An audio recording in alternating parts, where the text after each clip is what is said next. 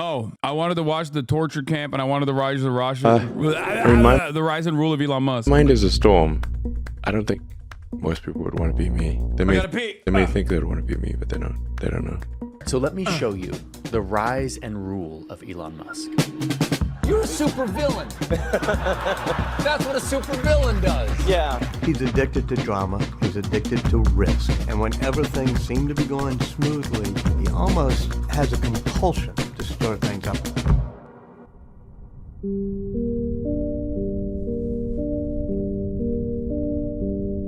I think he's just a bad guy who has bad instincts in general, who just gets lucky a lot of times. Perhaps the luckiest thing for him is that he realized that somehow, somewhere along the way, he lucked into PayPal. And then after that, he was able to create a cult of personality around himself so he can just now lie and absolutely zero people will punish him. Like he can just lie all the time and no one will punish him as long as there is enough people that are financially tied to his success as the key man at Tesla. That's it. His track record is filled to the brim with a ton of failures. He is most notable for routinely lying to investors and never really getting punished for it. That's it. He's a venture capitalist that hit 3 times in America. Getting one hit makes you a genius. Yeah. He's never actually had like a personal success that doesn't rely on government funding, which I also ironically think is makes him the most hypocritical piece, like biting the hand that feeds you by being like this right-wing charlatan. Yeah, that's it. Let's see what Johnny Harris has to say about him. Elon Musk was born in the summer of 1971 in South Africa. From a young age, he was bullied pretty relentlessly by kids at school for being scrawny and nerdy. I was, bullied quite a lot. I got punched in the face many times. Musk would later say that he's on the autism spectrum, though he was never diagnosed. It got really bad for young Elon. Like one time, When he got beaten up, I believe him. I don't believe him when he says many things. But when he says he's autistic, I'm like, no, that tracks. That I get it for sure. Like, I don't need to see a medical diagnosis to believe that one. at school once and so bloodied he had to go to the hospital. The scars were actually worse when he came home, and his father made him stand in front of him and berated him for more than an hour, calling him stupid, saying it was his fault. Stories like this make me sick to my stomach, and you realize that the trauma and scars from this kind of abuse, BetterHelp ad, both physical and emotional, they don't go away. BetterHelp ad. Speaking of his dad, there's a lot of rumors. Oh, dude, that would have been so fire.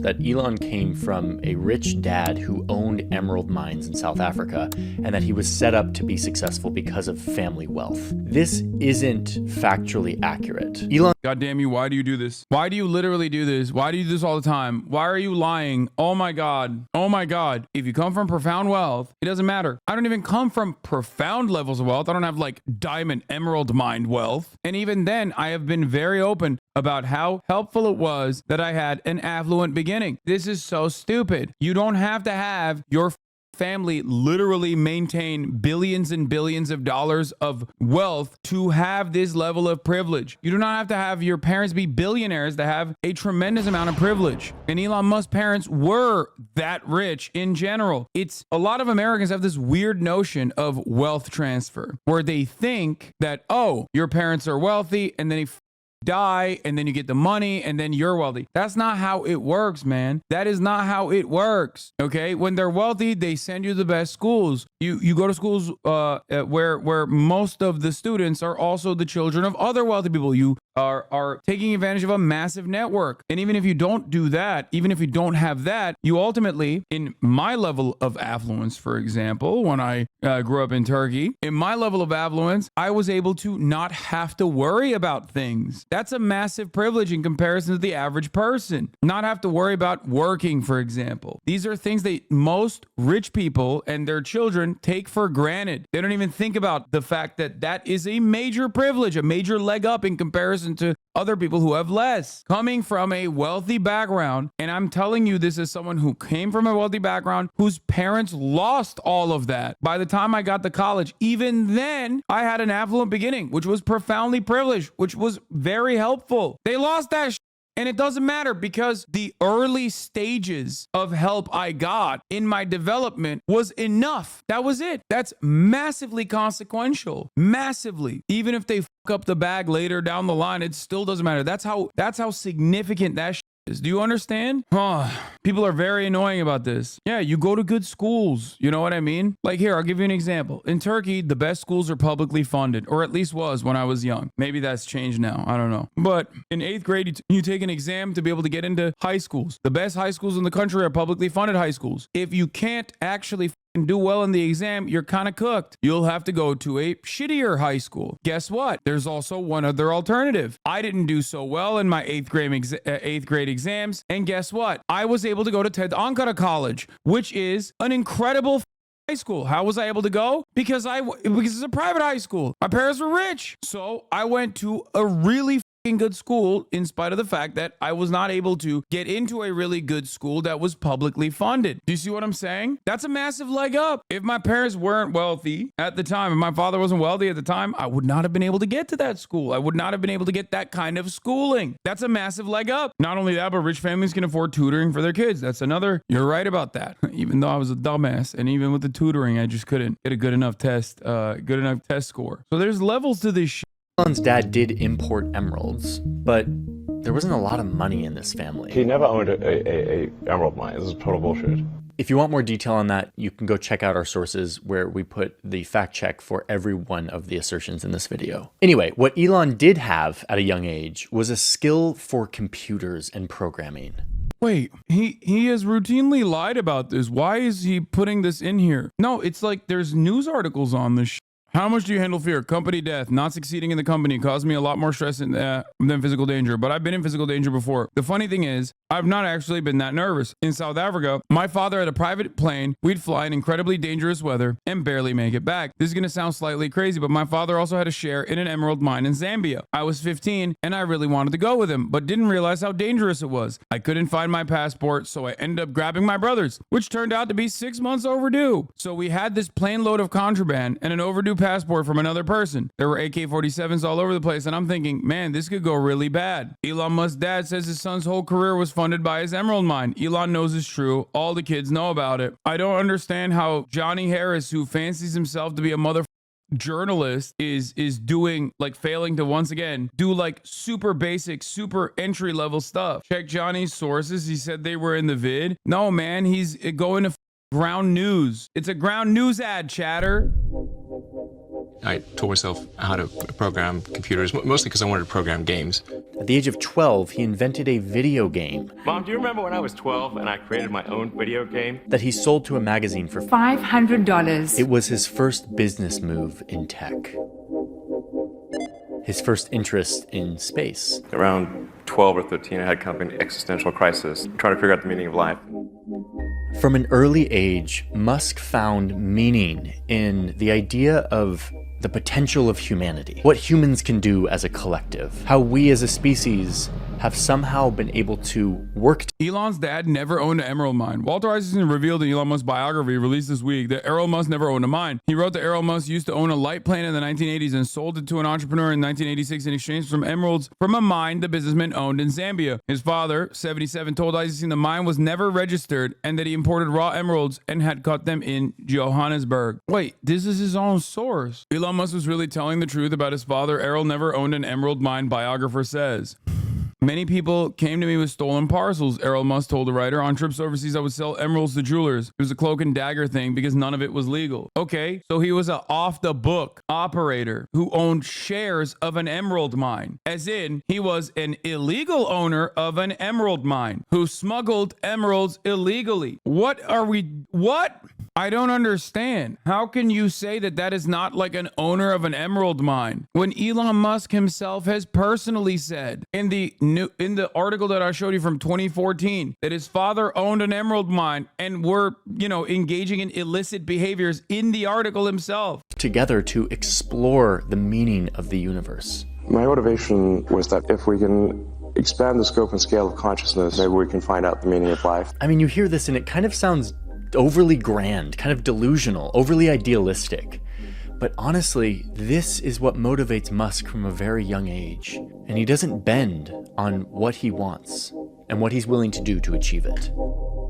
Owning shares and being the owner. Oh my God, Neek Skit. You really have to stop being the stupidest person in the chat, like all the time. How do you think someone becomes an owner of a company? Like, what do you think happens when someone owns a company? Like, how is that ownership legalized? Yeah, but that's owning more than 51%. No, you're wrong. No, it's not. You can have an ownership stake over a company and not have that be 51% at all. What are you talking about? An ownership stake does not necessarily mean that you have to own a majority of the shares.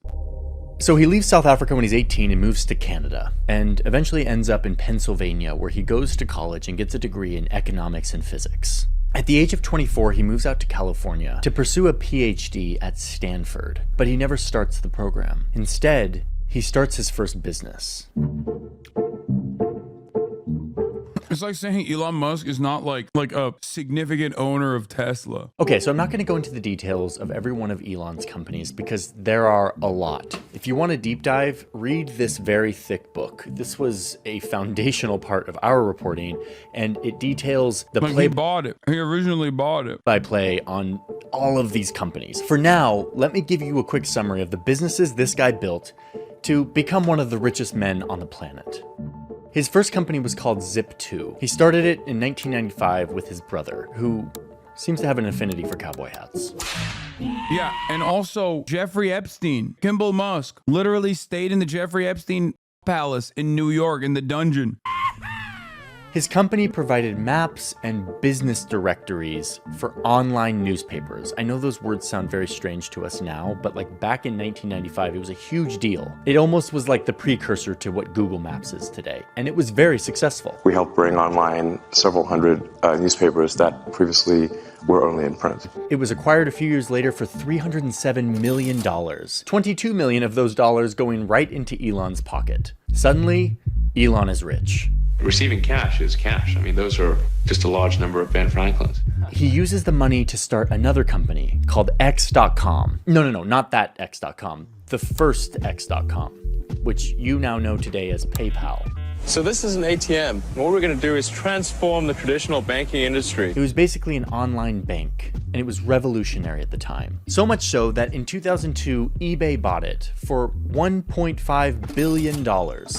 It was so revolutionary when like they didn't do basic security on it, that people could just like go into other people's accounts and just directly take money out through direct links. Elon got 180 million of those dollars, and now he's officially super rich. There is, gentlemen, the fastest car in the world. So what to do with all of this money? The answer for Elon Musk. Dude, I'm so mad. There's so many parts of this. This is literally like the exact opposite of the TrueAnon 4-part series, or however many parts that Brace and Liz endlessly toiled over to put together, like exactly why Elon Musk is a fraudulent. This literally is like the reverse of that, where it's just doing straight glaze propaganda with an unimaginable amount of revisionism. There are glaringly obvious flaws within the security structure of X. It literally does not do the major job that it's supposed to do as an online bank. It fails to provide security for its clients. That's a massive problem. But that's not where this ends, because once PayPal owns it, once PayPal purchases it, they literally push Elon Musk out anyway, because Elon Musk wants to control PayPal. And his ideas are idiotic. Oh, eBay. Sorry. Well, it's not eBay. What? Wait, what? Did I misunderstand this? No, this becomes PayPal. And 80 million of those dollars. 5 times. So Traditional banking industry. it was basically an online bank, and it was revolutionary at the time. So much so that in 2002, eBay bought it. You're right. Okay. I misunderstood. Yeah, then it becomes PayPal. Sorry. eBay buys it. It becomes PayPal. Peter Thiel pushes Elon Musk out because he's sitting on, he wants to control X, which later became PayPal. You are so biased. Yes, I am. I'm biased to think that this is the worst way to try and deliver a top of the hour ad break. You're wrong. It is not a good way to try and deliver a top of the hour ad break. Yeah, dude, hardworking man. Elon Musk has never fucking worked hard a day in his goddamn life. He's literally serially tweeting, and all he does is ruin companies like Twitter that he bought and drove into the goddamn ground. Stop behaving like a goddamn peasant. Holy shit. Have some respect, dude. Hard working. Brother, when you're rich, you don't have to work hard. You are such a idiot. You have to work hard, but you are actually have to work hard. You have to go and do gig economy jobs. You have to work on Uber. You have to go and, I don't know, whatever your place of employment is, you have to go work at Jiffy Lube. You have to make ends meet. You are actually working hard. Elon is rich. He doesn't have to do that at all. When you're rich, you don't have to work. And the biggest fear that the wealthy have is to actually have to work hard, become a worker again. That's a fate worse than death. The funniest part of the Elon Glaze Brigade is that these are people who are just objectively, 1, poor, 2, never going to be rich, 3, glazing up their overlords. It is against your self-interest to do so. His entire job is just basically tweeting shit that actually, under normal circumstances, should harm his stock prices, and just lying. It doesn't matter what he did, will do, you'll still hate him just bias. No, you're actually completely wrong. I had a conversation with Nolan from Donut Media a long time ago, before everybody turned on Elon Musk, about Elon Musk specifically, where I said, Elon Musk is exactly the type of person who is basically cooked up in a laboratory for someone like myself to love him, and yet he does everything wrong, and I despise him. Why? His entire net worth is reliant on government funding, and he focuses on renewable energy aspects where there is the most amount of government funding. He should be the most thankful billionaire on the planet that the American government genuinely is interested in competing with China and other countries for renewable energy initiatives. And yet he bites the hand that feeds him on a daily basis. He's a reactionary, psychopathic, now openly Nazi billionaire. That shows bias. What would he have to do to admire and respect him? Why don't people complain of gaming companies' owners? Once again, this is whataboutism, but also very stupid whataboutism, because everyone complains about gaming companies' owners. I have not talked about Elon Musk in quite some time, so I forgot that there's like still some eaters out here. Oh my God. I can't. All right, let's just get back to this Elon Glaze sesh. eBay bought it for $1.5 billion. Rich. For Elon Musk was to try out the craziest ideas he could think of. Well, I have like about 180 million from PayPal. I thought, I'll allocate half of that to SpaceX and Tesla and Solar City. That should be fine. I'll have 90 million. Like, that's lots. Once again, he got pushed out of PayPal by Peter Thiel specifically for his own good, because he would have driven the goddamn company into the fucking ground with some of his ideas, and then he ended up making a massive payday off of that anyway. I thought our probability of success was less than 10%. It would be foolish to think anything else other than that. Ever since he was a kid making video games about space, Elon has been motivated by this idea of humans expanding outside of Earth. Humans becoming a multi-planet species. We would like to help make life multi-planetary. The extension of life to multiple planets. In the early 2000s, Tesla already existed. They were making electric cars, but they were kind of high-end niche sports cars. Elon was really interested in this, so he came in as an investor and eventually became the CEO, with the vision of turning electric cars mainstream and ushering a whole new era of transportation. But these ideas were more expensive than he anticipated. Things cost more and took longer than I thought, so I had a choice of either put the rest of the money in or the companies are going to die. His rockets kept blowing up. His electric cars were... Yeah, Tesla isn't niche, right? No, it's not any longer. This is one of the only areas where Elon Musk actually was right. He made a bet and he succeeded.